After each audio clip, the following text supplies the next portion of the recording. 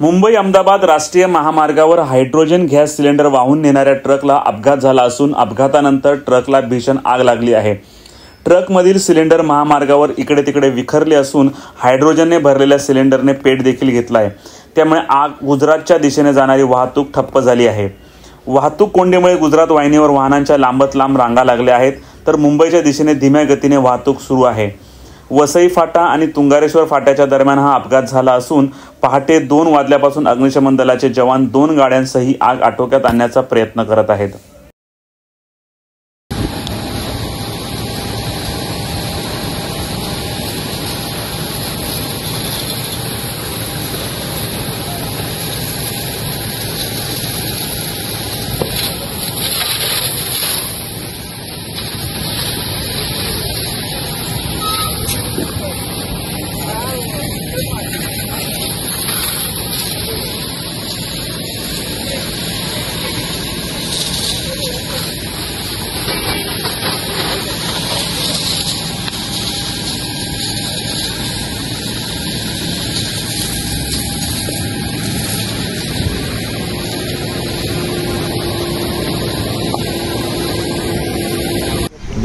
माझं नाव मनोज महादे।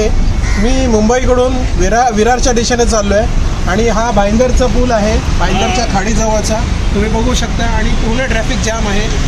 मी कारमधून चाललेलो आहे आणि जवळपास मागच्या 2.5 ते 3 तासापासून मी एकाच जागेवर उभा आहे। पोलीस प्रशासन आणि हायवे अथॉरिटी इथे कोणीच काही नाही आहे आणि कोणीच काही सांगत नाही आहे। त्यामुळे मागच्या 2 ते 2.5 तास जवळपास 3 तास होत आले आता एकाच जागेवर आम्ही उभे आहोत आणि पुढे काहीच नाही आहे। पुढे पूर्ण ट्रॅफिक जाम आहे, कोणीच सांगायला ते काय नाही आहे।